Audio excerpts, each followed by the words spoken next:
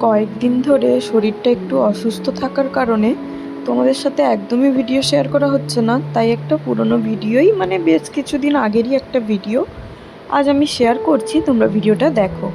ওই দিন তিনজনে মিলে গেছিলাম দুর্গাবাড়িতে, আর এই জায়গাটায় যেতে আমাদের ভীষণ ভালো লাগে।